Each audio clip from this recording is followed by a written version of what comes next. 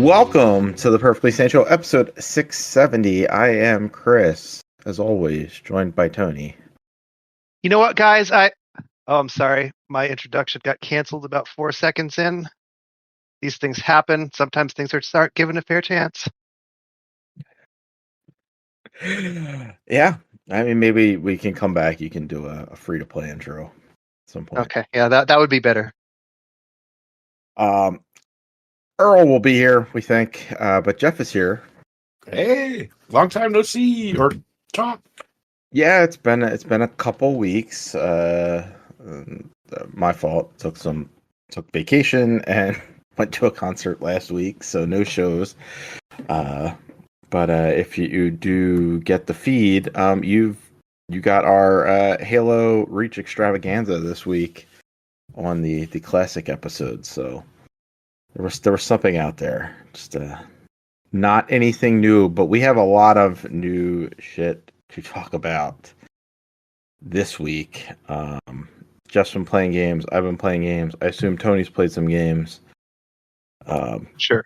We got some news. There's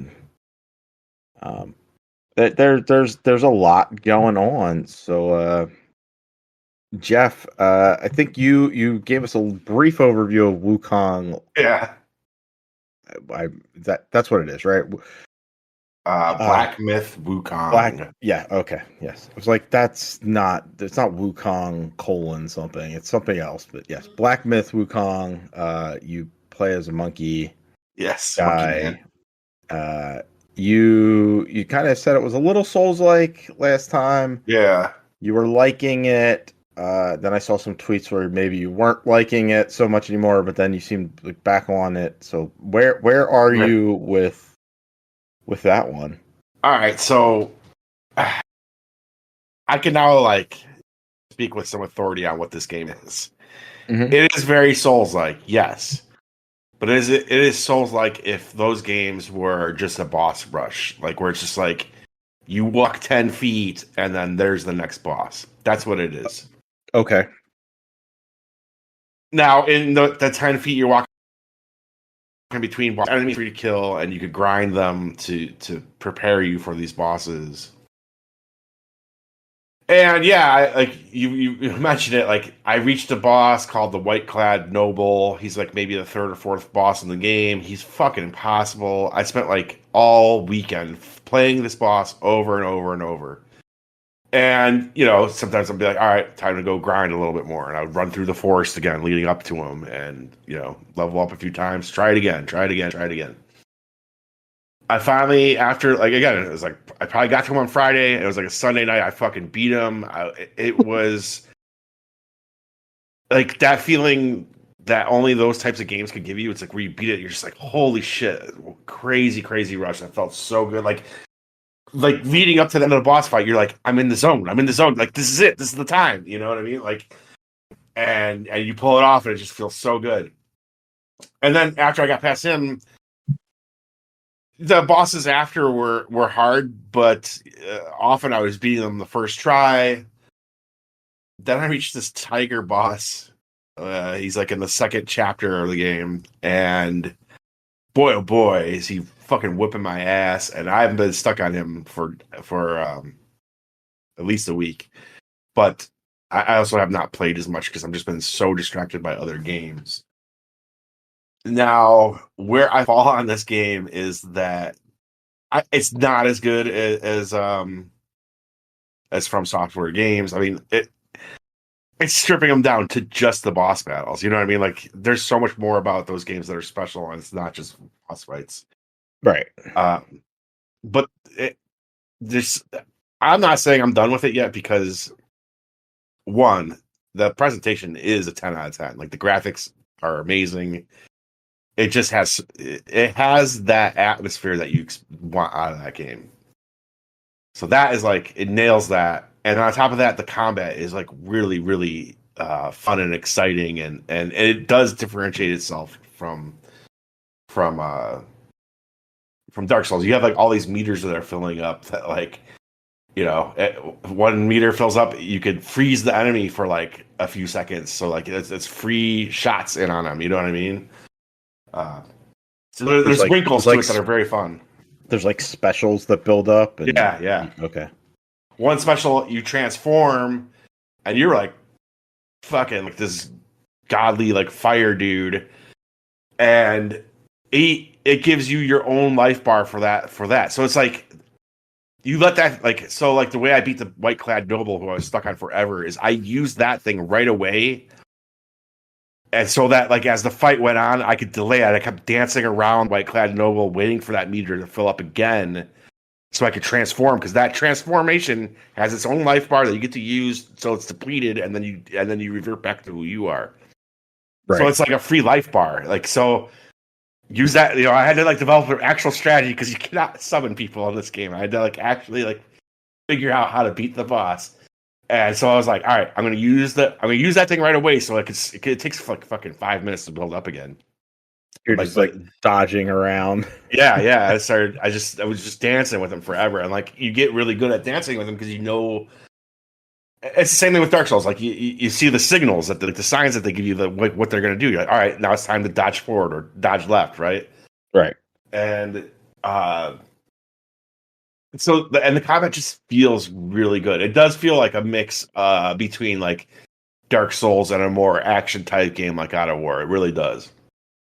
So like those two things kind of keep me like I want to go back and keep fighting this tiger boss, because there was one time I got the tiger boss down to like 20% or less on a whim. Like I was just like fucking around. I wasn't even like taking the fight that seriously.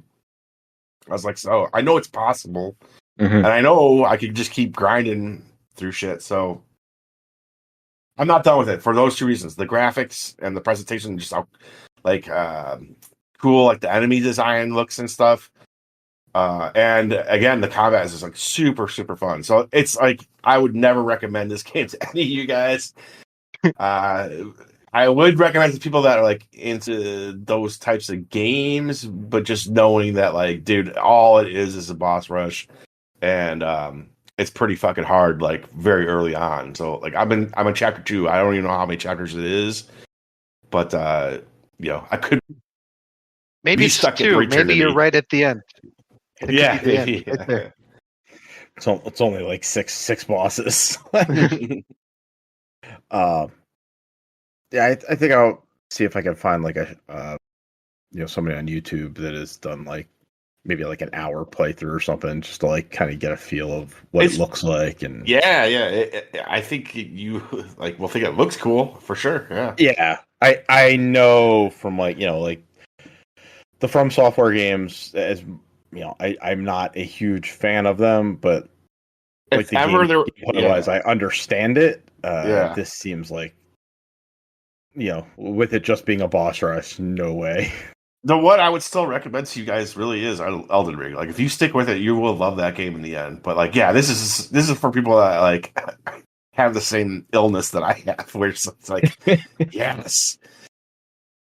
And they do nail like a lot of things that are cool about those games, but yeah, it certainly isn't the exploration and the finding new areas and the secrets, because it's very, you're walking down a path, Yeah. All right. Well, that is Black Myth Wukong. Jeff will continue to bang his head against that boss. Well, I'm so distracted by other games now. It's going to be a while before I think I get back to it. Yeah, and there's a lot of stuff coming out. Oh my god, too many games. Much stuff. One of the games that came out after Black Myth Wukong, and that I played about 10 hours now, is Star Wars Outlaws. Ooh. Oh yeah. Open world Star Wars game by Massive Entertainment. I think the people who did The Division. Yeah, so I don't know if you guys caught any of the discourse around this. Apparently, the reviewers were given a very limited timeline to review the game. Yeah, really. Oh, like, I didn't see that. They basically dropped it on. They gave them the codes on Friday, and the embargo was up that next Monday. So basically, they had like 60 hours. 60 hours in like And not just real-time like hours. in real time. Yeah. Yeah, like So what? Like, have you looked into how long the actual game is, though?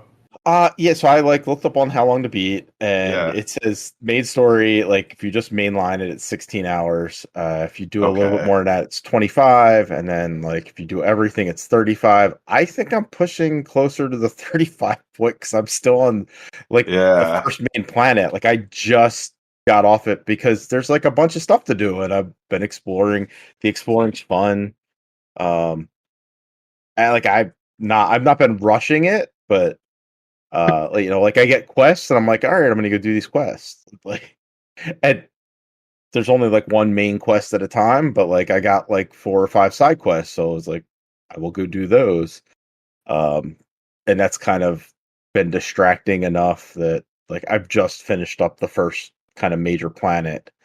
Um, and that's when you kind of learn like what the game is at that point. It's like you kind of find out that it's a heist game and you're going to put together a crew at the end of that first planet. I think there's like 3 more planets after that, plus the tutorial planet that you started on, which you will go back to it, and there will be like it'll open up a little bit there for you as well. So there's 5 planets to kind of explore. They're actually pretty big. Or well, the one that I've really explored, pretty big. Like there's a city, and in that city there's like a bunch of different districts, and like it all looks pretty cool. And then you get out into the like open world area, and there's like a little town at some point somewhere out there, and then a bunch of like little settlements and outposts, and you know, imperial bases, and uh like it's just well put together. It's just like a nice open world. It doesn't take long to get anywhere because they give you a speeder. It's like the speeder in Return of the Jedi, like the one Yeah. that like Luke and Leia using on Endor. Kind of like that. So it's like a Star Wars motorcycle. Like you're just floating around out there in the open world. That's your What was that, Jeff? main, like, that's like your main Yeah, that's mode of transportation. yeah. It's like it's your horse in Red Dead, or Yeah, you're you know you're not picking up other. Like it's not like GTA where you're gonna get like you can just Whatever. hijack another car. Like in fact, you press a button and it's like whistling for the horse The in horse, Witcher yeah. or in Red Dead, where like if you press the button Or to the right, Elden. or Elden Ring, right? Like wherever like there's a mount, like you just call it to you. That's basically what it is. Like you press it and your speeder bike will come flying up around the corner, and you just hop on from there. Um, I don't know. It's like you kind of were like, "Oh, it's a stealth game, Chris. Be careful." Yeah, yeah. Um, it is and it isn't. Like there are you play Kay, Kay Vess. She's a thief. She's a pickpocket. She's you know a con artist. Um, she's like that. So she's not a Jedi, right? She's not a what the hell's the guy's name from Fallen Order? Not like she's not that dude. Yeah, She's that's what I heard. Is it's very like kind of removed from that kind of nonsense. It's just kind of yeah. I mean, I played almost 10 hours now. There are no Jedi in this game. It's interesting. You know, it's kind of what was interesting about Andor. You know, Yeah.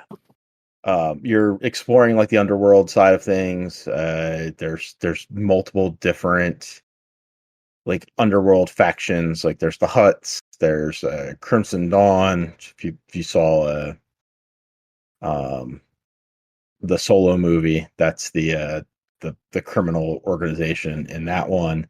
There's the Pikes. I think there's a 4th one as well, and then the Empire's out there because this takes place in between Empire Strikes Back and Return of the Jedi. So like she's not a Jedi. She doesn't like she can't just like take on everybody front facing. Although she can. I've like killed an entire battalion of stormtroopers in an Imperial base at one point because like I just fucked up and everything went bad. and so I killed everybody. But there are missions that are just like you cannot sound an alarm. If you sound an alarm, you will instantly fail. They're fine. Those missions they're perfectly fine. I don't love them. I don't love stealth missions, but they're not long, and it's only like a portion of the mission. So it's like, go do this thing. You're gonna sneak around, and then once you get through like that area that it says that you can't raise an alarm or get caught, then it's like all bets are off. Like if you fuck up, you fuck up. So Kill like everybody. Assassin's Creed. Yeah. Like there are missions that are like you cannot get caught. If you do, game over. Like basically it'll just boot you back to the checkpoint. Yeah. But then like once you do that section of the mission, it's normal. Like it's a normal open world game. You can continue to be stealthy if you want. I'm not very good at stealthy, so things go bad. The thing is, if you are on a mission for like one of the other organizations and you're doing a mission against a different faction, if you fuck up there and get caught, like your rep with that faction will go down. And there's a pretty cool reputation system. I think there's like 4 or 5 different meters of it. And if you have a good reputation, you can go into any of that faction's areas without being questioned by guards. If you go up to like, there's like a higher one than good, basically you have free access to everything. But if you have like poor or bad, or I think there's one even below that. If you're poor, they don't like you. You can't go into their areas, so you have to sneak around. If it's bad, they will actively try to shoot you when they see you, and then if it's even worse than that, they'll put hits out on you, where you're going to be chased by bounty hunters. Similarly, the Imperials have they have a wanted meter, so it's kind of like in GTA where your star level goes up. It can go up to 5. If it goes past 5, death troopers come down. Oh no. And you can't just shoot a death trooper. You need to sneak into their base of operations and wipe yourself from the system so that they stop chasing you. But if you're like below that, like 4 or 5, you can go to an Imperial officer and bribe them, and just like pay off the wanted level, and it'll go away. You can't drive into a garage and paint your car. No. That would be amusing. And it's not like in GTA where you have a 5-star rating and all of a sudden like the army is fucking coming at you and like it's like nonstop explosions and shit. Like the Empire's actively searching for you. You'll have TIE fighters flying overhead, and if they spot you, they'll call in backup. But it's open enough that you can get back to the city, to the kind of corrupt Imperial Guard that you can pay. That sounds really cool. Yeah, it's neat. And then like between the stealth stuff, then they add in all these like platforming stuff, kind of like Uncharted style. Kay has a grappling hook. She can climb up like the sides of like not all cliffs, but there are like certain cliffs she can climb. You'll tell because like the texture on it will be different than normal cliffs. There's some like yellow stuff that you can like ledges that you like, but it's not like overtly like do this. So I was listening to some podcast today, and they're like, I just couldn't figure out what I was supposed to do. Like so it's not like super signposted. Like it's not like go right here, right? Like in Uncharted, it's or even Tomb Raider, right? Where it's like it's very white obvious, lines, like spray painted. Yeah, like yeah. Like sometimes it's not super clear in this, and like that's kind of neat though, because you're kind of like exploring where the hell do I need to go. But is there? Like I said, it is open world, right? So like you can fall off the beaten path. Right? Oh yeah, you can totally fall off. Like you're gonna want to stick to it at least at the start, and get through like the first few missions on the first planet there. But once you're like out in the open world, like you can go, and you'll end up in areas that maybe you shouldn't be at yet. Or Yeah, so it is not like Jedi Survivor, which I feel like that game is very linear. Like it's yes, it's not like that. no, like I mean, your mission structure is right. Like you're following story missions, but yeah, you can go out and there are there's little settlements, and in fact, like you can just explore, and they call them treasure areas, and you're then in this like little section, and you're trying to find like the treasures that are there.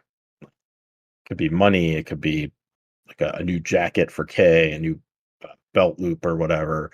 Sabak cards. That's a thing that's cool too. Is that you could totally play their version of poker. Like you sit down at the table with like 3 other people, and they'll teach you how to play. Which is I did not know how to play Sabak, and you're betting against these other 3. Like it's Star Wars poker. Like you're trying to build a That's hand awesome. that beats the other people. It's really neat. Like you're and it's well thought out. Like it's like, oh, this is way more in depth than I was expecting like this stupid card game to be. But evidently if you follow along that path, you can end up playing Lando at some point. Which I guess like that's a little bit fan servicey, but also kind of neat that at some point you'll meet up there. Tatooine is one of the planets. I've seen people like they've gone to like Luke's house there. You go to Jabba's palace there. This takes place in between Empire and Jedi, so like Han is on display in the palace. Oh, that's awesome. Boba Fett shows up. Like you don't interact with him, but he is like in the palace. Like you'll like as you're walking or like sneaking through the palace, if you're doing a mission for somebody else, you may see him underneath you under a vent or something. So like it's like neat. There's like neat fan service there. I don't know, like people are like, oh, it's just an Ubisoft open world game. I think it's way more interesting than some of their their stuff that got really repetitive. Like with like Far Cry 3 and 4.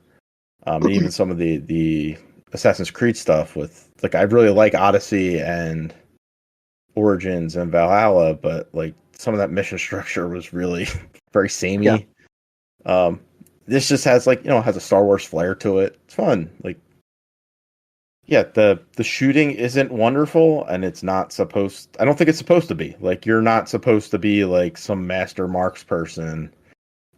It's not a shooter, of course. It's not a shooter. Like I am shooting my way through a lot of it. It's not like I am playing it wrong, but it's not necessarily penalizing me a whole lot for it either. It's just like you're making this harder on yourself, like because you refuse to engage with the stuff in a serious way. It's like I'll just I'll go around a corner. I'm like, oops, they see me. I'm gonna shoot you dead now. And that may set off the entire base to come kill me. I don't know.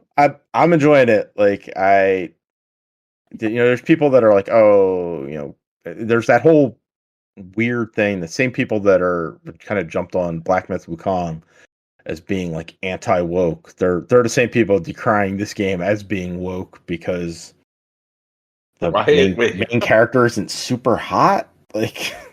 Dude, there is some weird shit now. It's like they always find a way to make a game woke, even when it's just like, dude, I don't know what you're talking about. But what was the anti-woke thing with Wukong? I didn't catch that. Well, so the anti-woke thing with Wukong is like the developer, like I think we talked about it a bit 2 weeks ago when we talked about the streaming rules they set out. Like, yeah. Don't talk about feminism and don't talk about so it was like those same crazies latched onto that being like, yeah, they don't want you talking about woke shit, like God, dude. Feminist propaganda, I think is the term they use. Jesus Christ. So like they all jumped on board that. Same with Stellar Blade. Oh, this game's awesome. She has an ass. Like, she has an ass and boobs. Like, And like, you're not allowed to have those in dude. video games anymore, guys. Like, Yar, it's weird that you're all fixated on it.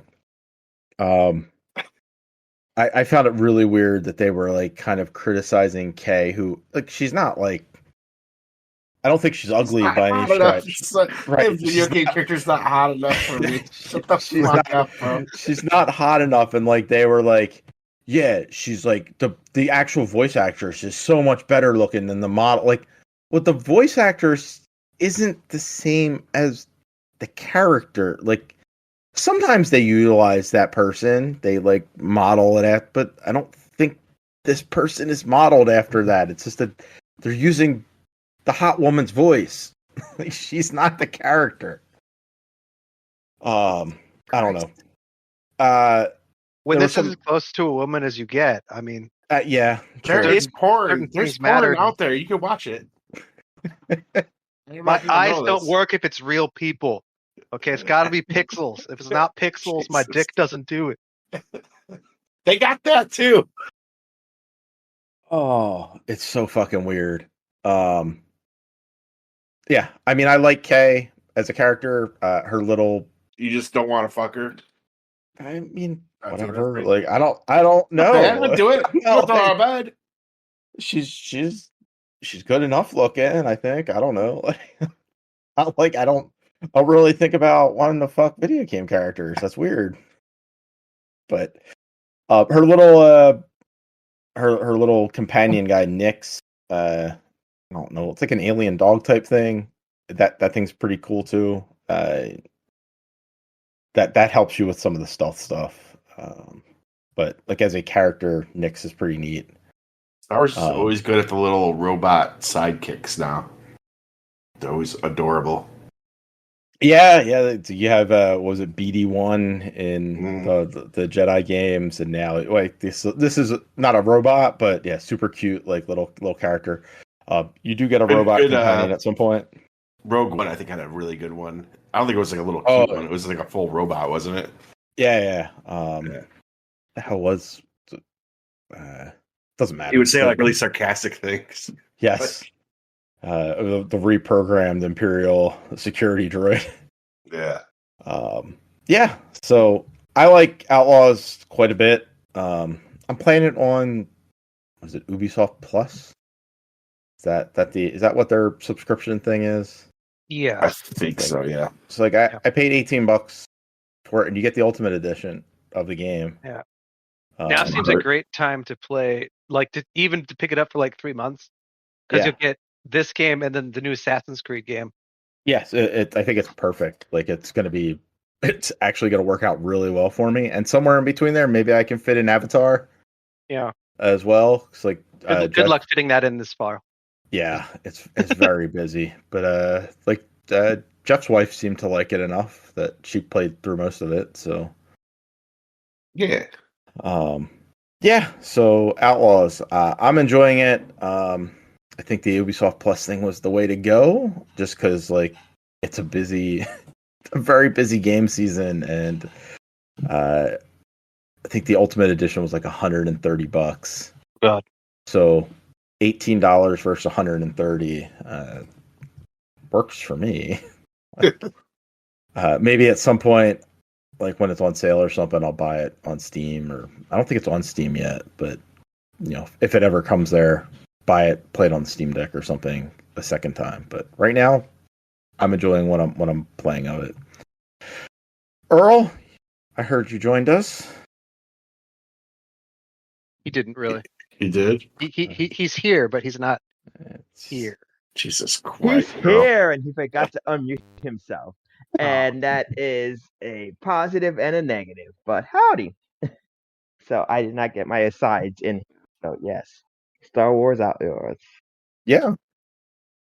Guys, I think Earl is drunk.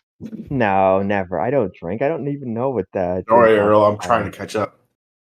I would not. I'm on my 6. Jesus Christ. Wow. Not even trying to hide the disdain. No, I'm jealous that I don't have that kind of Well, I'm drinking straight booze these days, so if I drink 6 of those, it's fucking lights out. Honestly, booze is easier on me because I think beer I just kind of sip on it. It just kind of does its thing. The first one I had was I think a 7.5, and then the rest were, I mean, the other. I don't have the tab in front of me. I think the other four were 4.5, and then the one I got at the most recent place I went to was How old are you, Earl? I am 39. Oh man. Okay. I I hope. like that Earl has been to multiple places tonight. Yes. I mean, because usually when we do trivia. Well, okay. So how it usually works is we go to. Oh crap. Okay, so this would be my seventh drink. Sorry. So how it usually works is when we do trivia, I'll meet my friends at a food hall across the street from where we do trivia. We'll get like something to eat for dinner. Today I just had a very simple. I had like a knish dog, which is just a knish with a hot dog inside of it and potato pancakes, very delicious. And then I had a Sam Adams summer ale. Then the place we go to for trivia is at it's like a fish place, which you never eat at. I ate at once. Fish and chips is decent. And because we keep on winning, we have like a tab. We have like a $75 tab. There's four of us, so we got like two drinks off of that, and then I got a few more drinks. And then after we finish trivia, which is usually wraps up around like 9:20, there's a brewery around the corner that we like to go to because they always have like interesting beers. Today I got what they called a luxurious luxury uh, goose. Let me see if I can find what it actually is on their website. But it was not a sour; it's like a fruit ale, a fruit beer. A Goza? A goza. There we go. Let's see. What is it? It is sour. Oh, it's a 9%. Um. So yes, it was a Sure. 9. Yes. This is the bar. I think the brewery. I think I mentioned it maybe not last time. The months weeks ago at this point. That was where I had a quadruple IPA, which is a terrible idea. And I'm like, Why? because a quadruple, I mean, it's 12%. That is a lot of Sure. alcohol. What's wrong with that? It's a lot of alcohol. Like if I started my night, sure, but like I said, it's my seventh drink of the night. I'm not gonna have a 12%. Fair But enough. we're not here to Coward. like we're not here. Wow, we're not here to walk me through rehab. We're here to talk video games. Um, Yeah. Did you play anything over the last 2 weeks? did I pay any? Since we've recorded, I bested Paper Mario: The Thousand Year Door. I think when I started this, I mentioned that I had played it on the GameCube originally, and I had stopped on the GameCube because I was having such a great time. I didn't want the game to end. Yes. Um, this was 20 years ago, so I mean, I can't even really say anything. I was 19, but 19-year-old Earl was an idiot because there's a lot more game to go than I thought. Oh wow. Um, yeah, there was like another like 10 hours or so to go. Um, that said, I do think it picks up in the back half. I do. It was very it I don't want to say it's a difficulty spike. I hear it, but it does kind of like it. There's stuff in the back half that I like the end of the game. There's a part near the end of the game I don't love as much, and I think they made it better in the Switch version. But there's at some point in the penultimate chapter where you need to find a certain character. And how the game does this is it's essentially kind of like a recap where it's like, we want you to go to all the locations you've already visited Hate that. and try. Yeah. So it's like you go to this area and it's like, oh, I know who you're talking about, but he was just here. He went to this town. Oh, yeah. So he said he was going here. And it's basically you just kind of going in order of the towns you visited. And I think the game wanted you to like go to these towns, revisit it, maybe like grind a bit more. But the thing is, it's not fun. Like nobody wants this. Even like again, what the thing that the Switch version does is the Switch version introduces that portal room where like the auto warp pipes open up to like the different areas you've been to. So I just kind of stayed in there. I was like warped there. go to Zone 1, find who I need to talk to. Because you also have to find a character you need to talk to who knows how to progress it. Okay, they went to there and there. Go back to the pipe, go to pipe 2, find the person I need to talk to there. That was something introduced for the Switch version. So I imagine in the GameCube version, this was literally you going back to each of these towns, finding somebody to talk to, running back to the hub, finding a way to go back to Zone 2, back to Zone 3. All right, so I missed the beginning of this. You talk about Paper Mario, I'm guessing, right? Yeah. Dude, this was such a trope back then. Like, you had to do the world tour before you could wrap it up. It's like, why do I have to do this? Fun. Yeah. Wind Waker did it, I think. Yeah, Wind Waker was different because Wind Waker was clearly trying to pad out the concept because it had 5 dungeons. Yeah, for sure. Yeah, you definitely didn't need it for a fucking 1,000-Year Door. I mean, that was 1,000-Year Door had a lot of. You had bought. Yeah, this is, and then like you do it, and there's a whole zone you have to visit and fight a boss in anyhow. So it's not even like it was padding it. It was just like it was tedious. Like, oh, this is you're getting it, and it's not like you roll into that area and then you're into the end game. You do that, and it's like you still can go before you enter the end game, and then once you enter the end game, it's like it's a straight shot through that dungeon. The other thing is a lot of people were like talking about how annoying the final boss was. I didn't find the final boss annoying, but the final boss was very much like, like that very stereotypical gamer mentality where it's like, I'm gonna save all my items because you never know you're gonna need it. Yeah. It was for this fight. I was like everything you fucking yeah. Because like every round, like the boss would always spawn like some hands that you had to take care of, or you'd get attacked 3 times or whatever number of times you'd get attacked. So it's always like you wanted any attack that would like clear out everything at once. And if you you had items to do that. If you had but you'd also have special moves. You do that. You also need to like, oh, I need to use a fire flower. I need to use like a flower points thing to get my. I'm like, yeah. So I used everything. I think by the end of the game, I had like 2 items that you only have like I think 15. But I'm like, I used mushrooms. I used items. I used everything. I think some of my partners died, so they used the ice mushrooms. I'm like, yeah, everything I did, I used. I was like, I do not want to do this fight again. But the fight itself wasn't tedious. It was just like they hit very hard and they hit everybody. And the game is not weird because it's designed that way. If anybody else goes down, like if your partners go down, you switch it out. But if Mario goes down, so at some point it would also get to the point where I would switch out my partners, so they would be in front and they would take the brunt of the damage. I'm like, I'm sorry, you're of no use to me in this fight, so you're gonna take some hits. And I had to bash like the quick transfer, so you don't have to waste the move to get a new character in. Like yeah, Goombaraya, Koops, you weren't good in this fight, so you're gonna take some hits for the other guys, and we'll switch them out when their turn comes around. But again, I really enjoyed it. I think a really great ending, a really fun game. So yeah, I played that. That was a decent sized RPG, and I was gonna fire up Fire Emblem 3 Houses, but I'm like, I'm not in the mood for another RPG right now. So I was going through like my Switch and Xbox to see what I had on my systems already. So I fired Fire Emblem Warriors, which is a Musou game, and that's very much what I needed. Just a game where there's strategy, but for the most part, it's like can kind of mindlessly heavy. hack and yeah. slash. Press X a couple of times, press Y every so often. It's really impressive. I'm killing like 1,000 enemies. That was great. I think I don't know if I mentioned this in the chat. I mentioned this on Twitter. I started up. I think I mentioned I wanted to play this for a while. So me and my friends finally got around. We were gonna play Dead Island 2. We were so excited.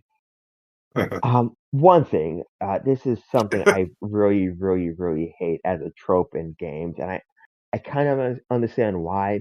But the whole like you need to play like a half an hour of this game before you open up multiplayer co-op with your friends is a pain in the ass. Yeah. Too many games do that. I get it. You want me to go to the tutorial? Let me play with my friends. Intro or something. Yeah.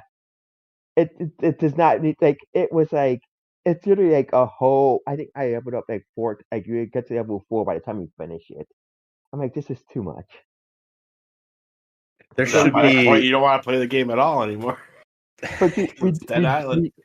So this is partial on us, but whatever. So we do all of this. We do all, I have my game nights on Wednesday. We do all of this. We all get ready. So we're finishing it up one at a time. Everybody's kind of in sync. So my friend did it already. I was the second one to join. Another friend joined. So we're waiting for the fourth friend to finish it up. And he's like, I finished, but it says the party is full. I'm like, what's there's only three of us. There's nobody else that's here. We look it up. The Dead Island 2 is only 3 players. It's co-op. And it's like, wait, why? The first two were 4 players. Yep. Why did you Oh, drop a wow. player? So Yeah. That sucks. Especially I don't a crew that understand it. love that game. You know what I mean? Like, hey, I remember playing through Dead Island together with all these guys. Let's go for part 2. Yeah. 3-player. Yeah, that's literally what happened. We're like, oh It man, we have so sucks. much fun with this game. We're gonna and listen, I've been pushing this game since it came on Game Pass because we've been playing Diablo 4 a ton, and summer's a very iffy time. Everybody's shopping and stuff, so it's been a month before we had all 4 of us together. Like, okay, we're gonna do this, and we all play. And it's like, oh, 3 players. I'm like, God damn it! So we waited like a month and a half to do this, and again, it's partially on us to not looking it up, but I'm like. The other 2 games, because Dead Island and Riptide were both 4-player co-op, so I just assumed it would keep the 4-player co-op, and it doesn't. It's 3 players, and I'm like, oh, so that's why I mentioned to Walt with Space Marine 2. Space Marine 2 is also 3 players, and I'm like, God damn it, because I'm like, now we need to find a backup game. And I'm like, this is really fun, but this is also only 3 players, so we need a 4-player co-op game that we have to find soon, or like 4 or more. I don't understand the whole 3-player party thing. Like I get it. 3 is easier to get than 4, but just do it for 4 and then balance it for 3. Like if you have only 3 people, like add less enemies or fix their Dial health down so the that numbers. Yeah. Part of me feels like it's very much like, oh, Destiny is very popular, and Destiny got away with 3. But yeah, at some point, I understand 2. 2 is a very I played. I think I mentioned last time, or maybe I've been playing A Way Out with a friend, or we finished The Way Out. That Way Out, it takes 2 very particular, very That makes Unravel, another sense. one where it's very much like, okay, you're working together with one other person. That's great. 4 page, I think, is the next. 3 page is just a random ass number. It's like, oh, I have 2 other friends. It's like, okay. I'm sure that's part of the logic, but I'm like, I don't have 2 other friends. I have a lot more friends. Not to humble brag, but I was so bad with that, and then we just ended up playing Diablo 4 because Diablo 4 does 4 players no problem. I'm glad that you mentioned that Dead Island 2 only has 3 people, and also that some you looked into Space Marine and it only being 3, because I have like 3 friends that we normally play games with too, and that like Dead Island was one that had come up like, hey, we should play this. I'm like, I already played it, guys. But and Space Marine, they're like, hey, let's play Space Marine. I'm like, now I can just back out of Space Marine because I'm not like super excited for that one anyway. But yeah, it just really sucks because it's just, and I don't mean this as a pun, but it is such an odd number. yeah, so it's weird. Well, sorry you didn't get to play Dead Island 2 with a whole party. Well, I guess you did get to play with the whole party, just not with your whole party. Yes. So, I mean, to be fair, we did keep it on the Xbox because it's like, if in case one of us is missing, we could still run through it every so often.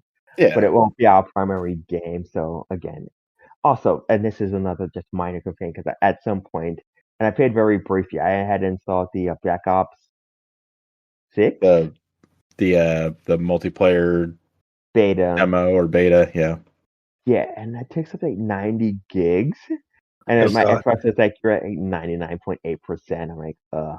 So I just need to get rid of some games, and I got rid of that because I'm like, delete Diablo 4. That'll save you some space. Hey. Well, the beta's over now, right? Like, oh, is it? I don't know. Yeah. Yesterday, today. Okay, so yeah, you don't need that 90 gigs anymore.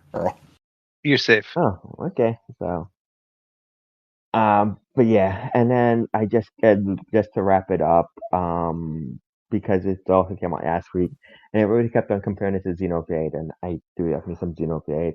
I tried the Tales, not the Tales, Visions of Mana Yeah. demo, and I enjoyed some of it, but I also didn't. It's a weird game. I transition. I've heard the actual game's better than the actual demo you get, which is a weird selling point. But Demo is weird because it just kind of like throws you out there. You don't yeah, really like. It's like it's, and I don't know. Maybe that's how the game starts too. But it's like seems like you're coming into it in the middle of something. It's like I don't know what's going on here. yeah, and from what I understand, it's it's just a size of concept. It's just it literally just pulls you into a random part of the game. But it's also like we know this is the first time you're playing, so here's a bunch of tutorials, and it's like I don't know what's going on, and the combat's not in game. And the combat's fine, but it very much feels like the Muso that I'm playing right now, and I'm like, this is doing a much better job of getting me into it than you are. Right. So and there's a lot of great games coming out. I mean, Astrobot's coming out tomorrow. So to my GoFundMe for the PlayStation 5. Uh, I have Need a not. co-op game. Come on, if you get your PS5, you can play Helldivers. I could play Helldivers. I could play EDF. And that Right. is 4 players. Yeah, do you have me some EDF? So get started. I Get it up will work there. on it. I assume because D- everybody is talking about like the PlayStation 5 Pro. I'm hoping that gets announced like at some time during the holiday season. There's like a fire sale and trying to prune out the PlayStation 5 inventory. maybe. It does. Lots of people seem to think that the Pro is going to be announced this month. So, and what is it? TGS is coming up Yeah, I think in a couple weeks. 2 weeks. Yeah, I think so. So maybe TGS makes sense. It's like they're a Japanese company and big trade show there. So maybe the Pro gets announced. It seems like it's going to be really expensive though. Nah. Like $600 without a disk drive. But without a disk drive? Without a disk drive. Because they've made a new model of the PlayStation 5 where you can add the disk drive on. So you pay extra for the disk drive. Also, So it'll be a $750 system. it's not. I'll It's just not wait in. for PS6. Yeah, I mean at that point, yeah, you might as well. Yeah. It's not in the news. I don't know Japanese news, but I think people were like, "Oh, I think they also rebuilt the format of the PlayStation 5 Pro." I guess this is I don't know some anniversary that they had like some. Is it 30 years of PlayStation? Thing that they put out and they showed like this silhouette's like one of them looks like the PlayStation 5 Pro. Does it match any of their current systems? Yeah. Yeah, it was like it's kind of like a gray background or something. It was just like a little sketch of it. Possibly, we'll see. And we will circle back to news shortly. But Tony, I know you've had a busy week, but did you get a chance to play anything over the past 2? Not a whole lot new. I'm getting pretty close to the end of Witcher 3. Mm-hmm. And I'm finishing it this time. It's happening. I'm Good. there. Good job. I'm in the final act. I'm gonna see this one through. Which is why I haven't played Star Wars. But the only new game I actually played, I gave Age of Mythology Retold. Retold, right? Yeah. I played the beginning of that game. I actually never played the original. Mm-hmm. I think from what I hear, it's a pretty faithful recreation of that. Just like better looking, right? Yeah, it looks great. I also like how you play these games and you have your basic like rock paper scissors and strategy games Yeah. where it's like horsemen are good against archers. Archers are good against spearmen. Spearmen are good. Like you have that. Except here, it's like people suck against mythological creatures. I'm like, mythological creatures suck against heroes. Like, there's just a weird, this odd, different calculus to it. But it feels very much like an Age of Empires type game. Yeah, it's an RTS, right? Like a classic Oh yeah, RTS. Like you're gathering resources, and building houses and buildings and shit. Right? There's like a tech tree based on the buildings you build. Yeah. My only concern is it feels like there's not enough civilization. So like, there's Greeks, there's Atlanteans, there's Norse, and there's Egyptians, and there's just the 4 of them, which does not seem like a ton of content. No, it's like that was something there's also cool not about that Age of many Empires. Yeah, there's also not that many campaigns. There's one campaign that's a 3-parter, and then there's like 2 other campaigns. It's very odd that there's not that much. So we'll see. It's fun, so I'm going to play through it to see if. Oh, like a quick little RTS, maybe. Like, yeah. It's strange to me that there's so few civilizations and so few campaigns. It's just really weird, especially made by the same folks who make Age of Empires. It's very odd. Yeah, I have it downloaded. I haven't played it yet. Yeah. All right. Well, Jeff, you played something else new before we get to some other stuff, but you played Castlevania. I'm gonna call it the DS collection because I've already forgotten what the Dominus. Dominus collection. Yeah, Dominus or something. Yeah, so sort of new. There's really not much to say about it. It's exactly what you expect out of it. Mm-hmm. Although it does have what the hell is it called? Like Haunted Castle.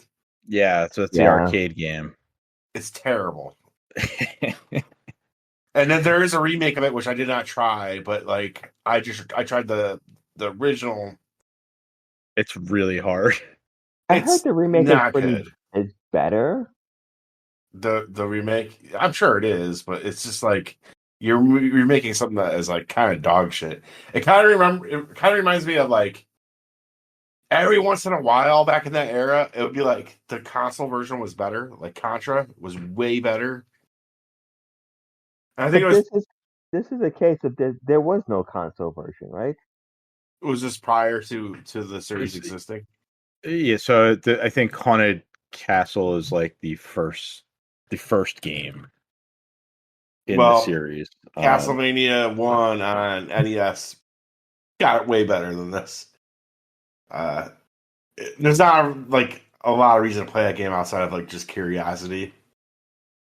Yeah, it's kind of like I don't know. I mean, there's like the versus Super Mario Brothers where it's like an arcade version of a home release. So it's the other way we tend to think about it. Yeah. But again, it's exactly what you expect. So I've been playing through Dawn of Sorrow, and I don't know how the other ones are, but Dawn of Sorrow is like incredibly, incredibly hard. Like I cannot believe like we used to beat these games without save states. I really do. Like you're in a boss where it's like one false move. It's so much harder than any Dark Souls game. Like I'm just like, what the fuck? How is this? That's about all I had to say about it. What were you gonna say, Chris? Haunted Castle it's technically, I guess, the third game in the series. It came out after Castlevania 2 Simon's Quest, but it was an arcade version of the first game. Doesn't translate. Like, did not work for me. Mm-hmm. I agree with you though, Jeff. Those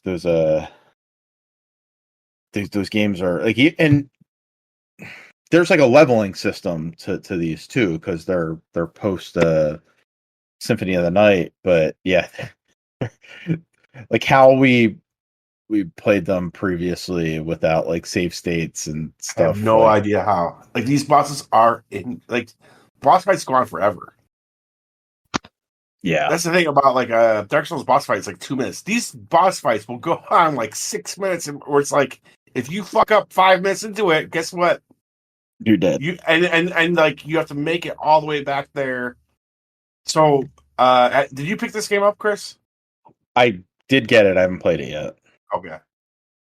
Dawn I mean, I don't know how all the other two are, and gotta be honest, I only think I played maybe Portrait of Ruin otherwise back in the day. But like Dawn of Sorrow was the one that like I think it was the first DS one. Dawn of Sorrow was the first. Yeah, Yeah, if it and it makes was sense, like yes. yeah, exactly. And I never settle with it. and it was I think they did that with like wasn't there one for like Xbox called like Harmony of Dissonance? It was Yeah, like Yep. hey, it's HD, HD. bro. Yeah. But I remember like Dawn of Sorrow being a big deal back in the day when it came out on 3DS. Was it DS or 3DS? I don't know. It's so fucking Dawn of Yes. Sorrow was DS. Yes. yes. It was a big deal, and I think rightfully so. But like, man, playing it now, I'm just like, how the fuck? I remember my girlfriend at the time beat that game. I was like, how, dude? She must have poured like 400 hours into that game, just like fucking grinding to get past it. Because like, it is. And I guess you will learn the boss after you fight them enough times. Mhm. But holy fuck, are they impossible? Like, I cannot believe how hard these bosses are. And I'm like, I'm only like probably halfway through it. I'm just like, geez, man, like it's been hard pretty much from the get go. And again, I don't know if the other ones are better, but Dawn of Sorrow is very fucking hard. These games used to be hard as fuck.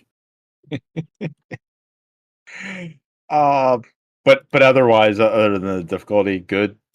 Like, Oh, it's good, awesome. Good, I good think ports like, of them. oh yeah. And like, I do think that like GBA and DS Castlevania is kind of peak Castlevania, and for me, anyways, like I think Chris, you might be one of those people that kind of prefer like the action ones, like the straight action ones from back in the day. I love Do to add you, it. like Yeah. I love Castlevania 3 and Oh yeah, Super Castlevania. Like they're my two favorite. But yeah. I kind of love the added RPG element. Like I really yeah, do, and the like Metroidvania, whatever you want, like yes, call it. it's you have the map. You're exploring the Yes, castle or love the it way area that more. you're in. Like, Yeah.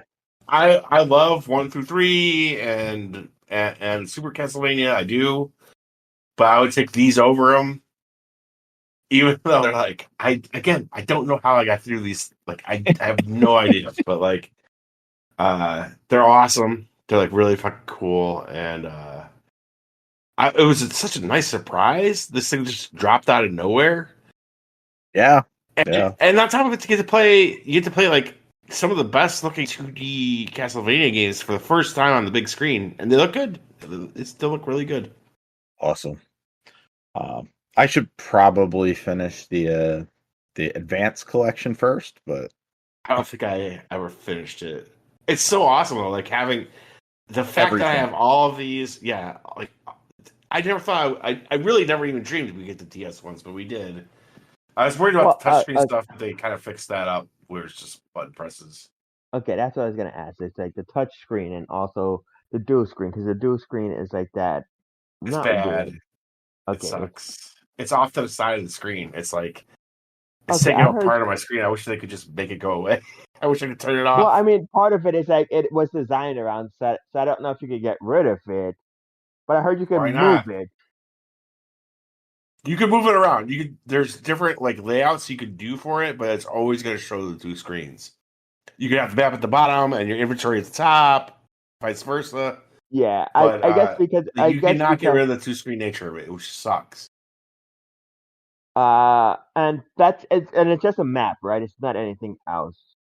There's your like the game is on the left side of the screen, so picture a square on the left side of your screen, and then there's two squares on the right side of your square shows your inventory and shit, and one square shows your map.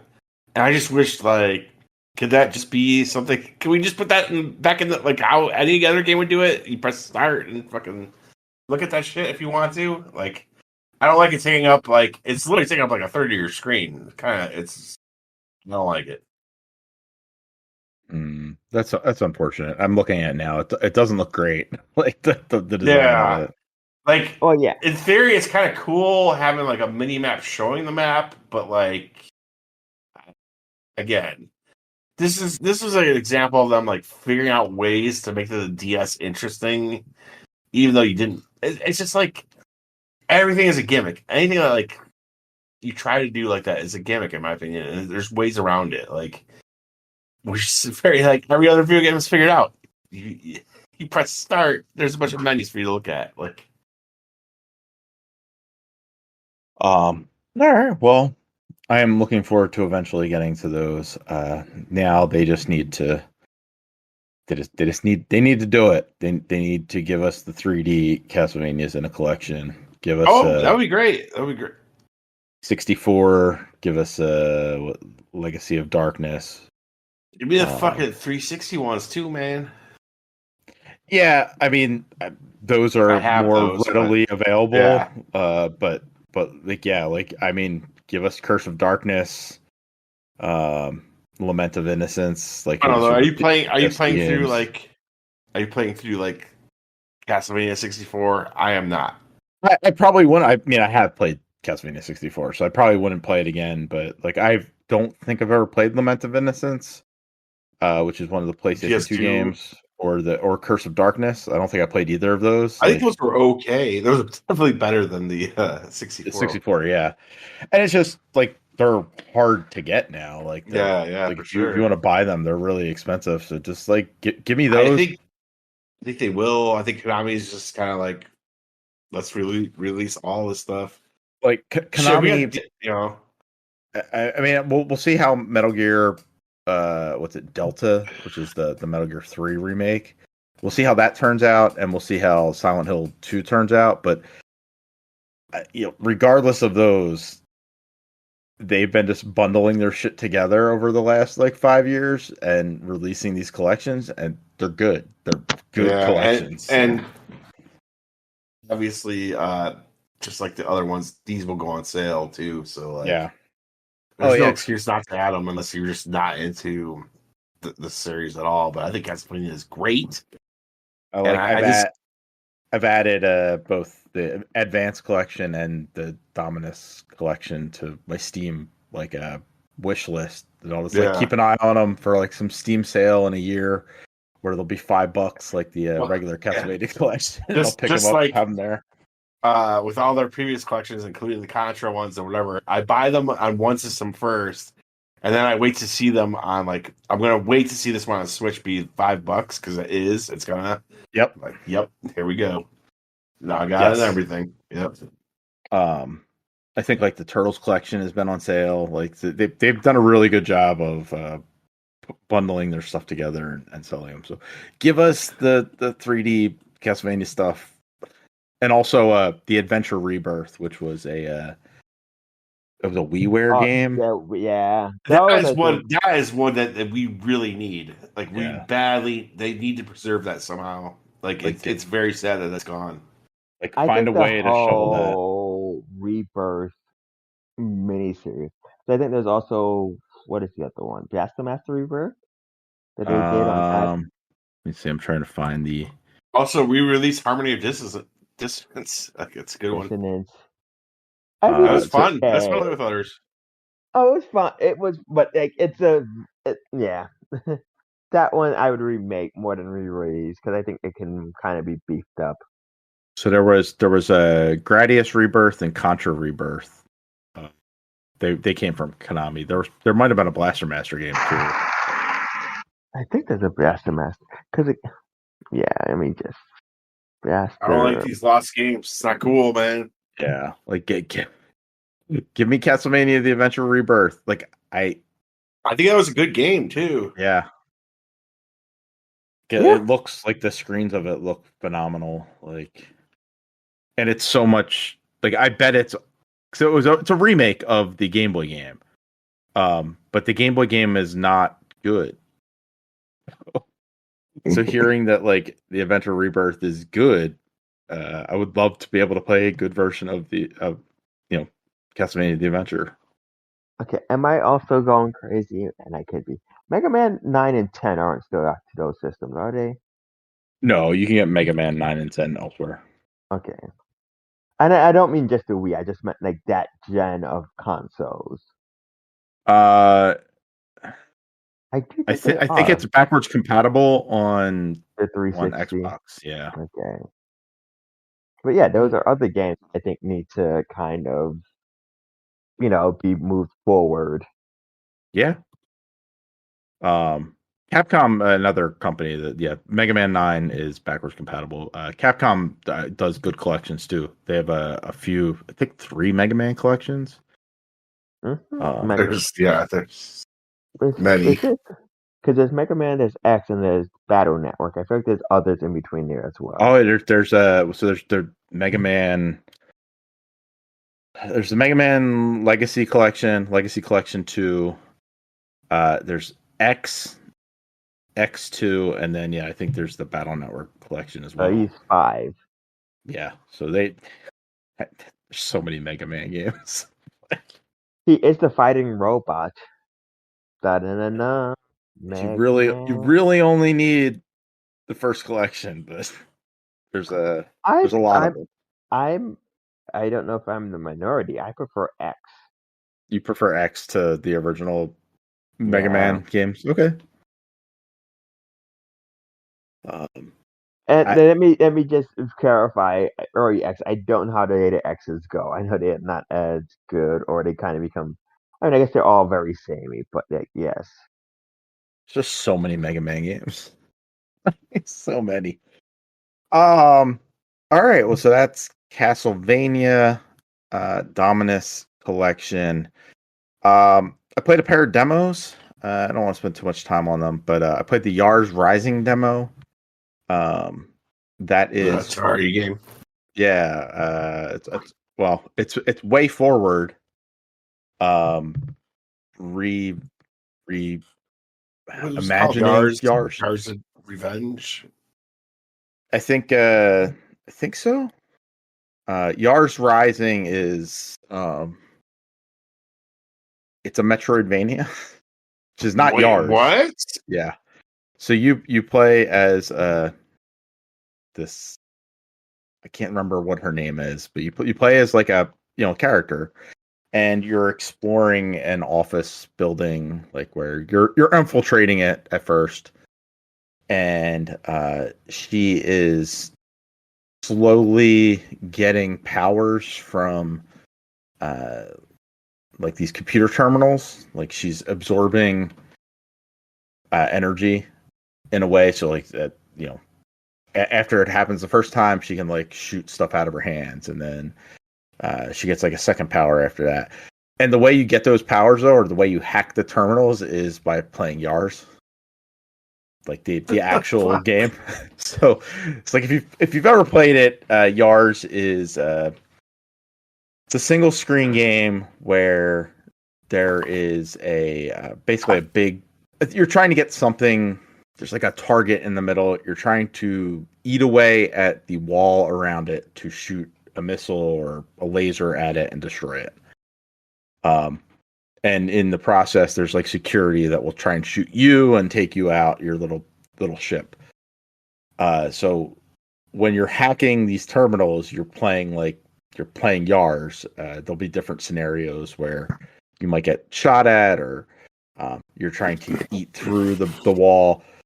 So like that's a weird mix of it, and then there's like the 2D side-scrolling aspect of this game where so weird. Wow. You're running around.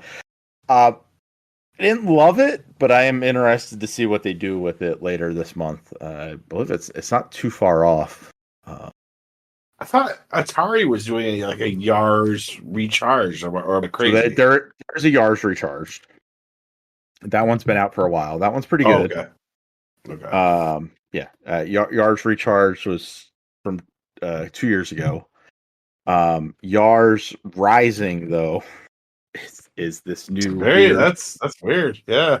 Weird thing coming from way forward. We may need to hit our contacts up on that one, Jeff. Hey, they're bringing us Halloween, whatever the fuck, Halloween and Evil Dead side scrollers. They're good. Wait, yeah. Oh, yeah. Okay, that's the company. Well, they're helping with that. I think it's another studio that is like mainly designing it. Um, but yeah, I mean, we played a Way Forward game earlier this year. With Contra, the new Contra game was a Way I liked Forward it. game. It was Yeah. good. So I'm hoping this Yars game turns out good. Quite interesting. What's going It's on with it? very. Does Yars still have any purchase among like? It feels like that was a game that like nerds who were like into games in the early '80s would know, and nobody else, right? Yeah. Like it's not like I don't- Pac-Man. I don't know who knows Yars at this point. I know it just because it's been on all these Atari collections, and it is like Good. one of the more interesting Atari games. Like it is like a cool idea, but yeah. We'll see what comes of that. That's actually in just a few days. Comes out the 10th of September. So, a little ways away from that though is Epic Mickey Rebrushed. Played that demo as well. Yeah. That Did you play the was original? I did, and I know Jeff loved the original. Yeah. I did not like the motion controls on it, so I don't think I ever finished it. I think I'll finish this once. Like they've done a really good job of making it all work on a controller. Which again goes back to my point that every game can work on a controller. It doesn't need all these stupid gimmicks. I will say, and again, it was not I didn't mind the motion controls in the game. The game itself is just got very tedious and messy. Not even in the back half, I would say after a few hours. The first game? Yeah.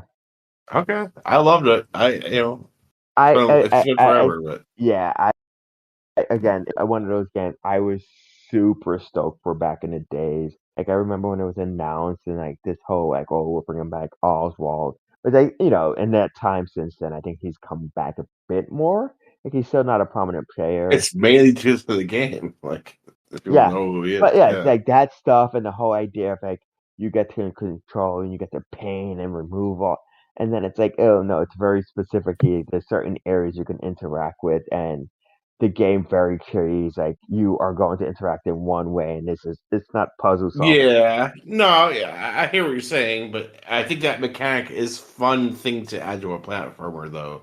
Again, Where I like think added subtracting stuff, it's kind of neat. I think it works, and then it got to a point where I'm like, oh, this is just not fun, or it's very samey after a while. There were a couple things in the demo that I thought were neat about it though, where it's like I could choose to do something one way or another way, and that would like have a positive or a negative effect on the level. Yeah. So I didn't realize what doing it would do, but like I got to this part and it's like, oh, if you have to repair these pipes, and if you or whatever. Oh right, it has that morality system. I forget. Like you could be mischievous Mickey, or you could be good Mickey. I accidentally the first time I came across it, it was like, oh well, you could take that. There's like a treasure chest here, but if you take it, you're gonna kill like the goblin creature that's in the cage. And I was like, oh, that seemed bad. I'll rescue the goblin guy. But then I didn't realize it was choice. The next time it kind of came up, it was like, oh, you have to repair this, and here's like two options. And it's like, all right, so I repaired the pipes, and it broke the ride that they were trying to fix. But in doing so, it gave me a treasure chest. So it was like there was like a neat like, oh, if you do it this way, you could like it's positive for you or the world, but if you do it another way, like you might get a cool little prize. It wasn't cool. It was just like a pin, but I thought that was neat. Like, I mean, I could see maybe over an 8-hour game doesn't hold up, but I liked what I played of the demo, and it looks great. I think it looks really, really good. And that's end of the month, I believe. It's a big demo, though. Yeah. It's a big demo though. I think it's like it was like 18 or 19 gigs for something. It's only like a 20-minute demo. Like, and Earl, you played the beta for Call of Duty and you said it was 90 gigs. Like, what is with these crazy ass? Like, Yeah. why do we need to load all of this just to like play a demo? Yeah, which does not fill me with confidence it's gonna be a small game. Which again, maybe, but it's also like it was a Wii game, which meant like Wii games were like what, a gig and a half. Yeah, it's like they were on a regular DVD, so at best they were 7 gigs. Like they weren't huge. Yeah, So they're doing. I mean, they're doing like probably 4K textures, um, or at the very least HD textures.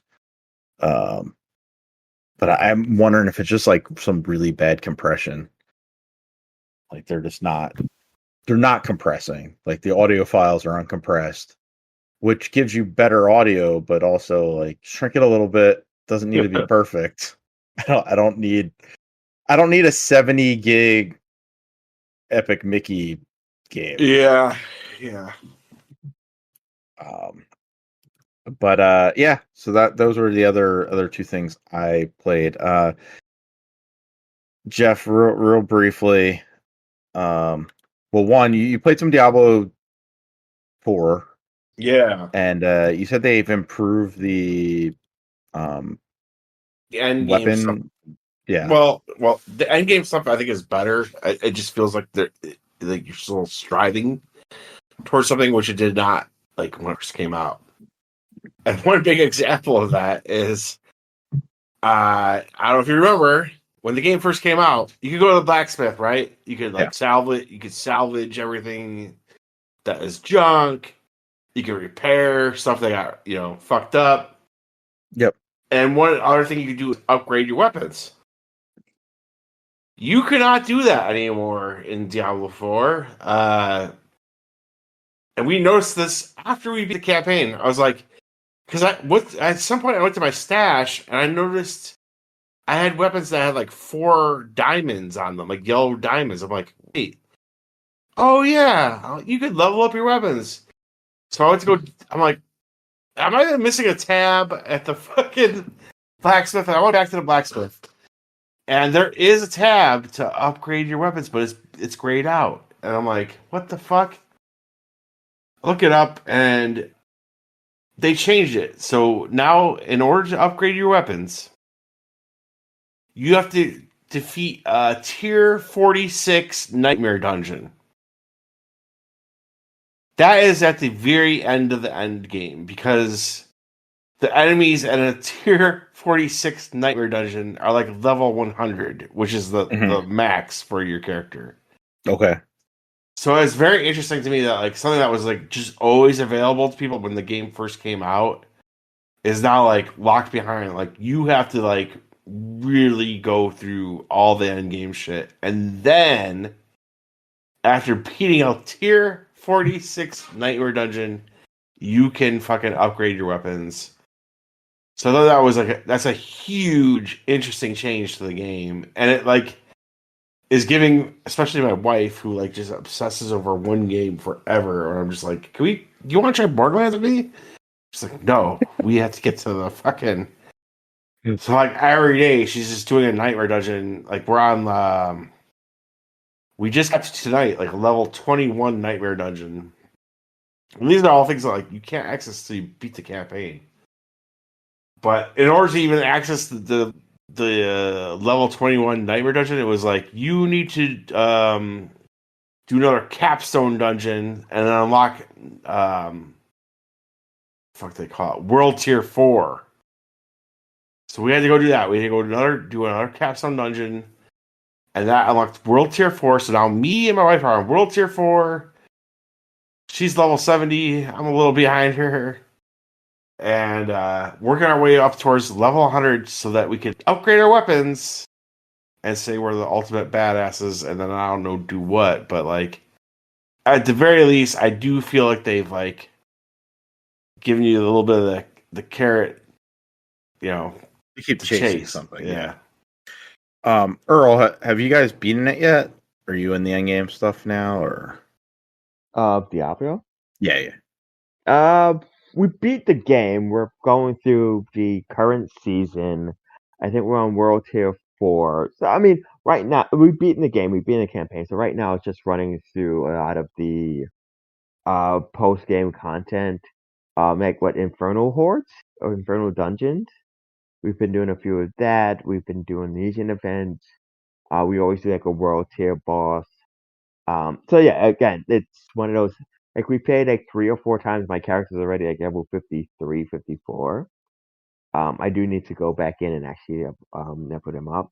But no, it's to the point now where like we've done the campaign, we have all this stuff. It's kind of fun to just like, oh, we'll start a new character and dick around in town and see how. Okay. Because like I mean, I went through 2 Infernal dungeons and I went from like level 35 to level 50 in like the span of like 40 minutes. Yeah, it definitely will slow down for you. So Oh, I mean, like once you hit level 50, it does. I mean, it's also. Like, I don't want to say you don't do anything, but like that Paragon, I'm very terrible at leveling up, and Paragon points are just a different beast altogether. So I do like the Paragon system too, which I don't know how much is tweaked from the original, but it is interesting how like that also feeds into the end game loop where you're trying to like upgrade these. God, what the fuck are they called? Like runes or something like. Again, there's always something you're chasing after, like in multiple facets to build your character up to be more and more badass. Right. Which, when the game first came out, I felt like was a little lacking after you beat the game. You're just like, well, why am I playing this stuff over and over? And here it's like they've definitely like improved upon that. so I'm curious, Jeffrey, because what was it? There was not an update, but they gave an update on the future update is going to be, and it does seem like a lot of that is reverting things to similar systems as Diablo 3, which I know at the time. I mean, I guess from what I remember, a lot of the issues with Diablo 3 wasn't the game. It was the auction system or the auction house. Yeah, people didn't like that, and it didn't work at launch either. So But yes, that and there's a new class coming, which I'm super excited to. Yeah. what is the new class? Spiritborn, it's like a nature based, like forest based type thing. Yeah, that's cool. Yeah. That's November, right? The expansion. October 8th. Okay, so earlier than I thought. Soon. Yeah. Cool. Looking forward to that. And finally, Jeff, why are you playing Borderlands 3? Because Diablo. We had that question from Sean. He wants to know why everyone's playing Borderlands 3. I am personally playing it because I'm playing Diablo, and I'm like, you know what? Borderlands is basically Diablo with guns, and I'm like, I want more Diablo. So that's entirely why. I'm sure other people like it's kind of like in the atmosphere of that movie that came out that nobody cared about, but like, you know, oh yeah, Borderlands. I like that. I will say this. I'm sorry, I don't have the problems with Borderlands 3 that other people have. And playing like the first 3 or 4 hours of Borderlands 3, I'm like, give me Borderlands 4. I cannot wait. I am all in on Borderlands 4. That's day one for me. These games are just so much fun, dude. Like it's Diablo with guns. It's so good. I think we earlier talked about playing with 4 people, and I think we may have decided that we're going to run through the Borderlands series. Just because, like, it's a game that like they always try to get us to play like Divinity or something like that, and like those games are great. Like a cool RPG is really neat, but when you're playing with 4 people, it's just so casual. Everyone is yes, it's accessible to everybody. Like yeah, like it's like you're not waiting around for somebody to make a decision. I could just wander off and like shoot things if I want. Like, so I think it makes a better choice than some of the other games that we were looking at. So I hate giving Gearbox credit or whatever, but like Borderlands is awesome. Like I'm sorry, it's really good. No, it's a ton. Again, I'm a huge fan of the franchise. I've played every one of them multiple times. I know I own 3 on the PlayStation 4 and the Xbox. I've owned, I think, 2 multiple times. and I'm still trying to get. Trying to get a friend to buy it on this, like the Handsome Collection, or the I forget which one comes with like 2 in the pre-sequel on the Switch. So we Mhm. can get it through it. Again, I enjoyed them. Yes, because it's very much they're above Musos and EDF, but they are kind of very mindless games. Like I get like Mordecai, and I have like my bird wing a lot of times, and like I will go into an area, just send that bird away, and it will take like half the enemies before I even think about shooting something. And it's a ton of fun. I think this came up like a few times, not just in the chat, but I think on Twitter, where it's like, why does everybody hate 3? And I think part of 3, for me, from what I remember, is one, the antagonists are so annoying. And not annoying in like Handsome Jack is annoying to you, but he's supposed to be. Where they're just annoying personalities that are grating. Yeah. And No. and then I also felt like it was it was buggy near the end, and maybe they fixed that with time. But I remember either like having missions that we couldn't complete, or like objectives you wouldn't like. You'd have to like go out, like soft reboot the game and stuff like that. And then just like boss encounters in that game, oddly enough, are like the inverse of most games. The further you go in the game, the worse they tend to get, Yeah. because they're just it's not like they're hard, they're just not fun anymore. Right? The other ones, because you're lower level, you're trying to be creative, because it's like, oh, I don't have all of my attributes I will eventually get. So it's just like, how can I avoid damaging and do damage to them? Where the later ones are just like, okay, he's gonna do like 3 shockwaves. My character's gonna feel for like 10 minutes before it even touches me. I'm gonna send out like this gun that's like an auto turret, and also a rocket launchers that won't fire. And my special ability is like to hide, like like any damage I take, I shoot out as like freeze or something stupid like that. And it's like, yeah, I'm just broken at this point. And again, not complaining. I do love that. It's just like the boss battles, I think, do get not worse, but weaker as you go on. Mhm. I don't know. I mean, to me, I went and looked it up like at the store, and I was like, "Oh, I own Borderlands 3 digitally. That's the one I'm gonna play." And so far, I'm a blast. There you go. Yeah, like maybe it has some flaws too, but I personally never had a problem with the third one. I do want to play Tiny Tina. I need to get people to find, because I do own that. I do need to get people on Is it? board with It's that. still like a similar like style of game. Yes, I think Okay. it's more RPG in like, I mean, like a tabletop RPG driven type game, but like, yeah, very similar. Okay. Yeah, you still wander around shooting things. It's a little more fantastical Cool. in its design. I have that, Earl, if you want to play. I will double check, but I'm pretty sure I still have it on the Xbox and it's unopened. Um, so yeah, I will be down for that, because I mean, why buy a game if it's just gonna sit on your shelf and let me Yeah. put on my flashlight to see if I actually still have it. A friend of mine bought it for me, and then we never played. So I don't know why my games are set up that way. I also have Monster Hunter, Sunset Overdrive, Borderlands 3. Oh crap, I forgot I own Anthem. I also have that. That's all played through Anthem. I mean, if No. you It's on guys Game want to Pass. play Anthem, I will do it. Don't Okay. don't do that. Tony's like, absolutely not. No. All right. Did you guys see the Minecraft movie trailer that came out this past week? Actually, yes. Well, you're the one that showed it to us, Earl, so I would not have known that had come out. That's a thing that is going to happen. Is that Jason Momoa? Momoa, yes, it is. Samoa. Jason Samoa. No. Mimosa. Yeah, Jason Mimosa. That's him, right? In that. Yep, and that I don't even know if that's a wig or they just styled his hair very specially, but yes, that is him. Yeah. And Jet Black, who apparently I assume is just written in that he has to be in any video game adaptation. I believe that Yep. may be what is in his contract for life at this I point. think that was a law passed by Congress, actually. It very well could be because he's here again. Um, Steve. Steve. He's Steve.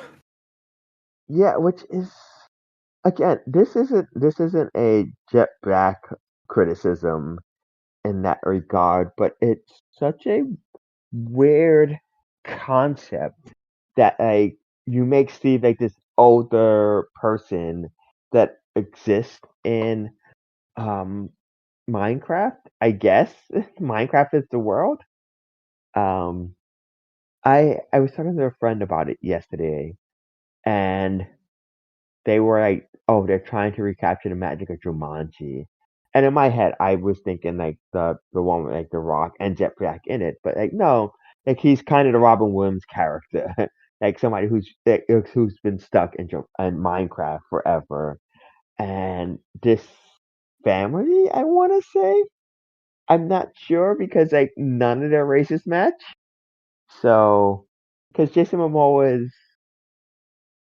well, I want to say Samoan. I don't actually know if that's true or not. I think he is Samoan though.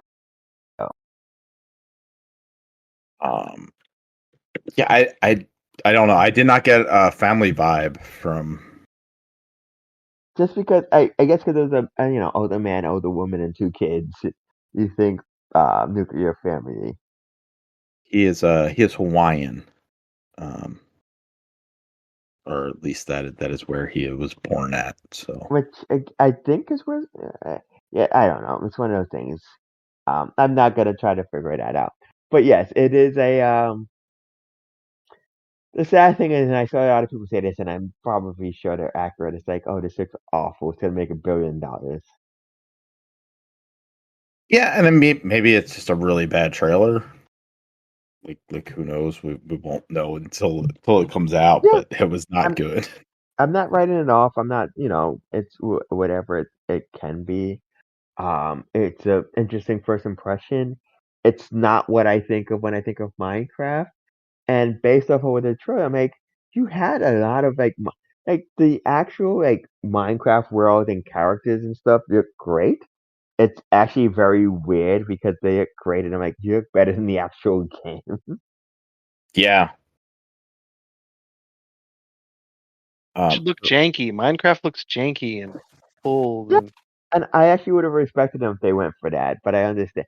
It probably would have cost more or been more effort to actually make it look worse than it looks now, where you could do actually just clean.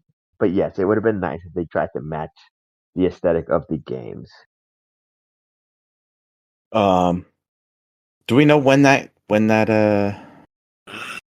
there a date on it? Halloween. No, it's next year, isn't it? I know. I'm just, It's like wow, that's really soon. It's wild that we hadn't heard about that beforehand. But Oh, apparently it's April 4th, 2025. all right, So, god damn it, that's my birthday movie. I mean, your birthday movie, a crappy movie, that makes sense to me. Listen, You can just watch a good movie. You don't have to go see it. I mean, I meant more like it's the movie that comes out during my birthday weekend. There might be a good one that comes out then, though. I mean, usually if there's like one major blockbuster, like there might be other movies around then. But Oh, we this will is the see. blockbuster. Yes. This is it. Don't watch the blockbuster. Go see fucking some cool. go see some independent horror film that comes out the same week. Go see some strange darling. Oh gosh, Equivalent. I get that. I was just to say that guy who I adore, but like all of my Twitter feed recently has just been him being like, "Go see Strange Darling, please go see Strange Darling. Strange Darling's amazing. You should go see it." I'm like, okay, dude. Who's saying that? What like crap. What I mean, The guy in the movie? yes, because he's he's not a Scream King. I mean, he's a Scream King, not a Scream King, I should say. Kyle Ganner, Kyle Gallner? Yeah. because he's in Smile. He's in I believe he's in one of the. I want to say he's in the Nightmare on Elm Street remake. He is. He's in Jennifer's Body. He's in The Haunted in Connecticut. He played a serial killer on The Shield. He was in Scream 5. Very briefly. He's like the guy sitting outside the bar who gets murdered by Ghostface. So he's in a bunch of horror films. Like he's a so that's horror guy. Yeah, so that's why he's like a Scream.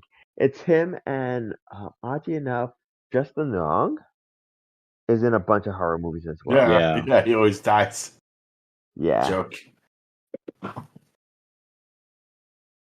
I forget, he doesn't die in Drag Me to Hell.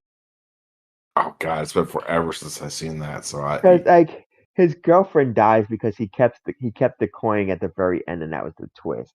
But I think he survived and he watches as horror. She's dragged to hell. okay. He does die in Barbarian because he's the dickhead. Yeah, he's always like a dickhead. I love it. He's in the Barbarians. He's in Jeepers Creepers. And he becomes the walrus in Tusk. Yeah, that's right. Jesus Christ. He has such a fascinating career.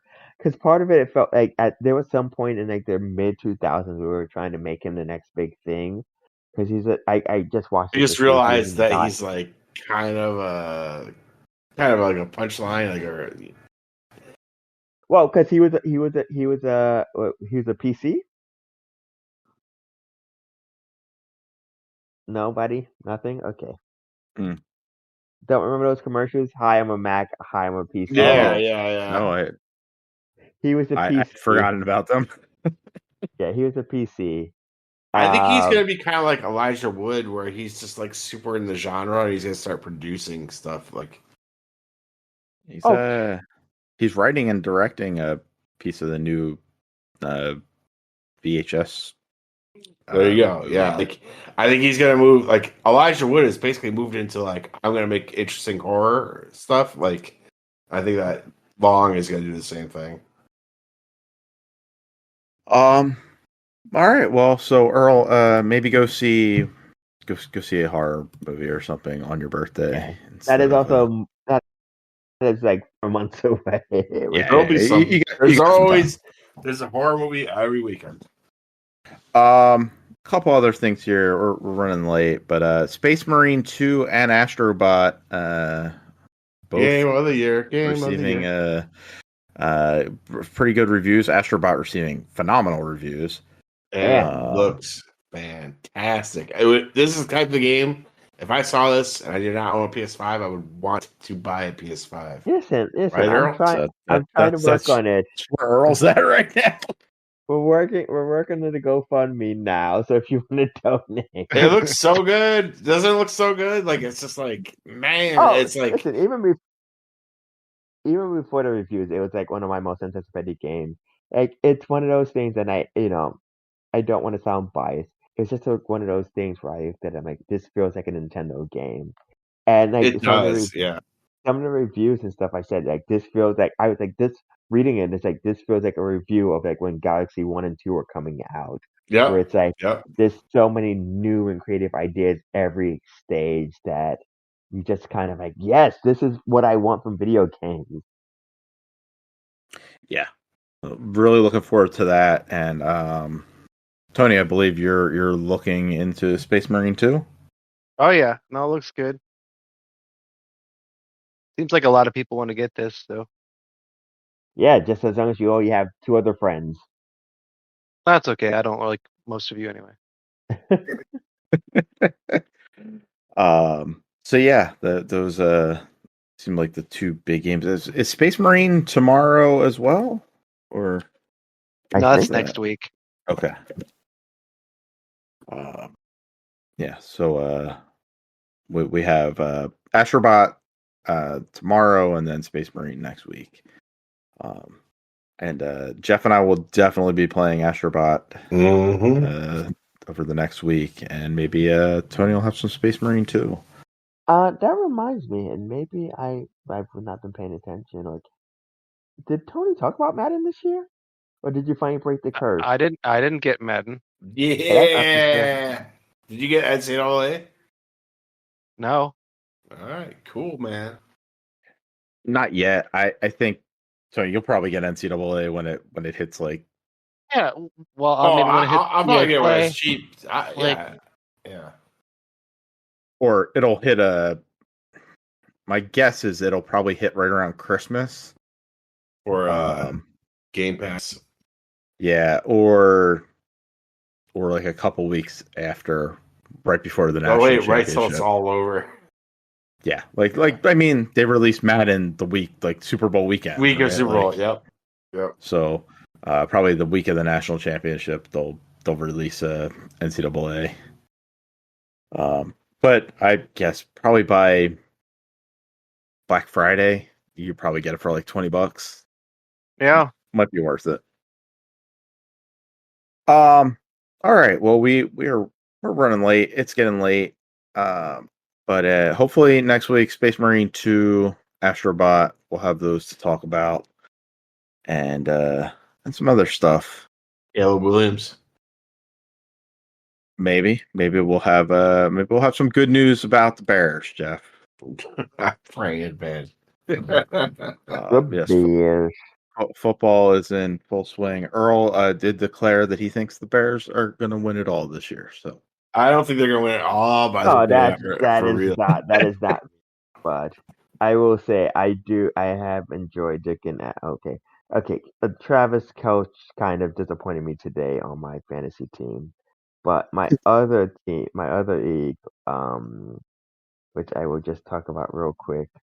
Um, I think I mentioned on Twitter at the time. I was talking to some friends and we were just like dicking around. I'm like, oh, this would be a great idea. So we decided to create a fantasy league where all of the points were randomly generated by D&D dice. Um, so okay. like it was a double blind. So I got the numbers and my friend put them in.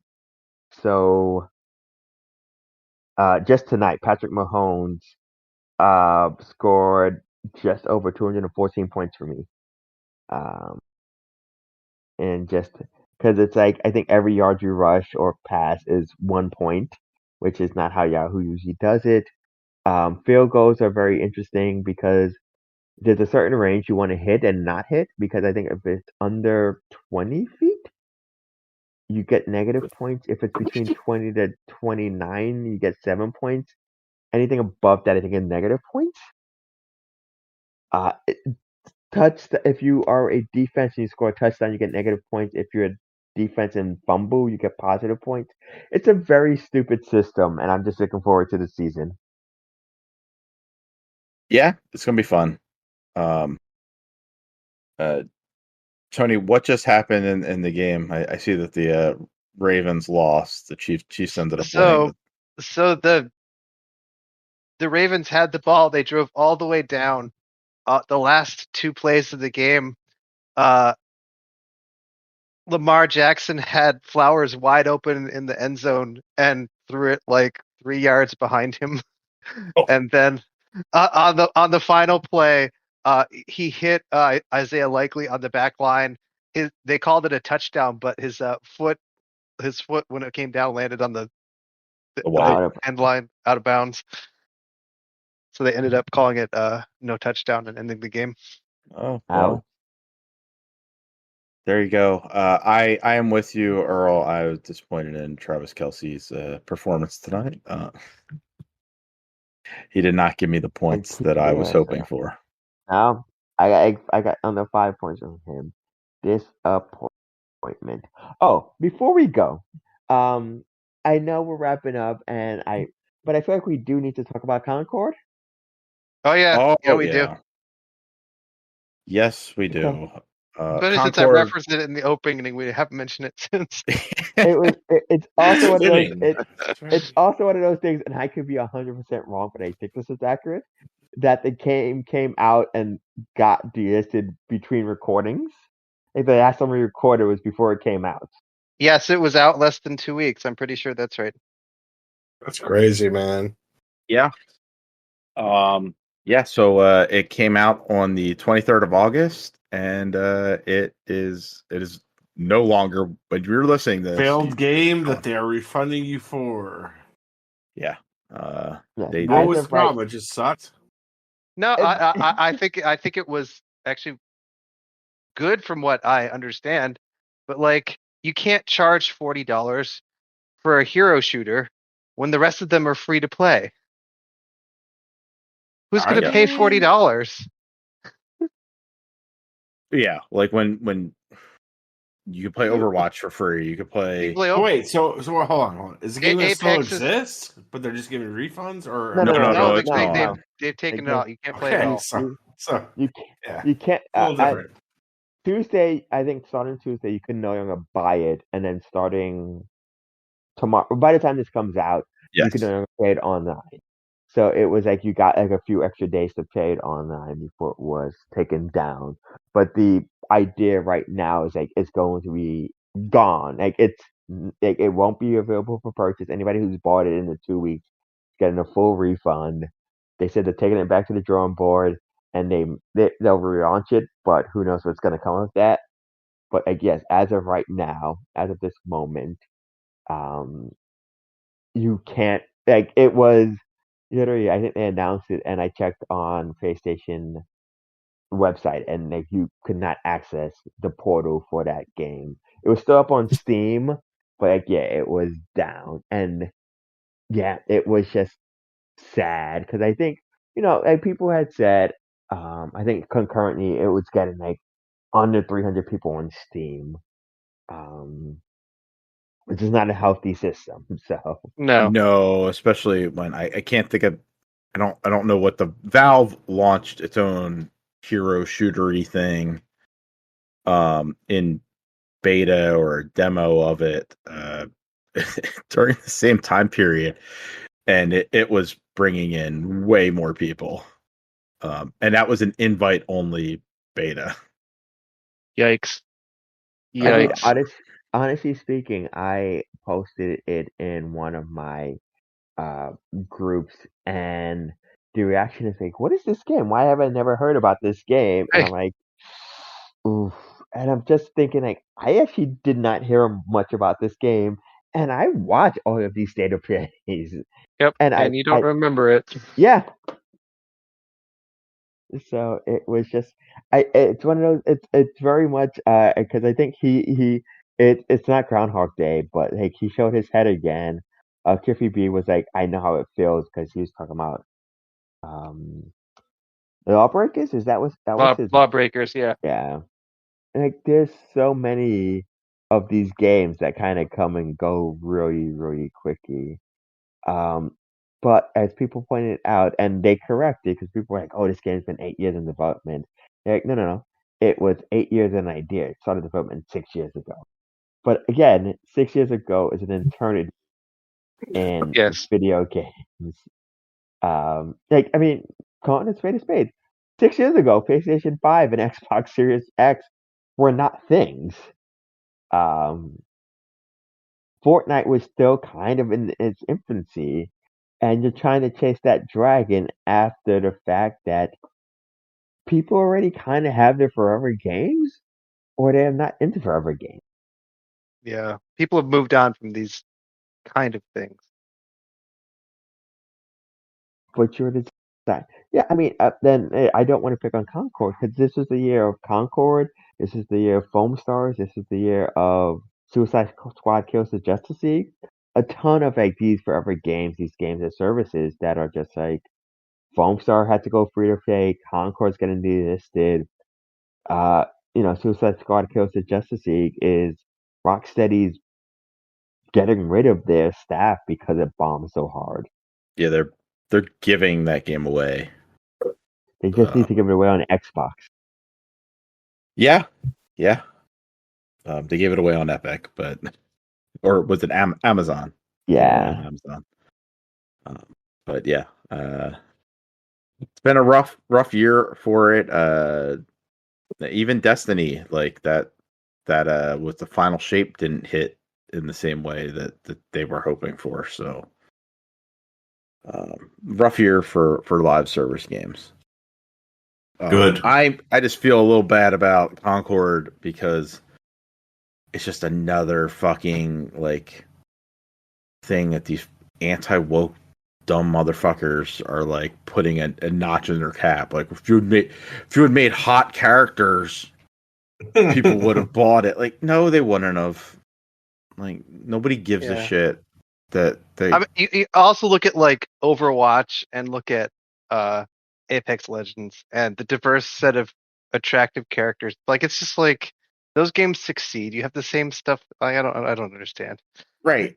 So separate from why I I play video Doesn't make any games. sense. I jerk off to porn. Anyways, Thank you for that information. Jeff. I was saying I don't jerk off to fucking cartoon characters. I'm sorry. I think that's fucking what the fuck. I mean, do what you Might want. as well. I mean, it's as You real as would- porn is. If you want to jerk off to cartoon characters, that's fine. But like, if they don't make the character for you to jerk off to, like, come on, dude. There's Right, places like- to go. Like, is the gameplay good? Like, that's really all it should matter. Yeah. Or if it's story-based game, is the story good? Like, Fucking woke shit. It's gonna end. It's gonna end. Someday they're gonna stop saying the woke. I hope very soon. Really do. With that, I say, or did I say it? Good night. You didn't say it, but I there you accidentally- I accidentally muted my mic. I pressed the button right as I said good night. Good night.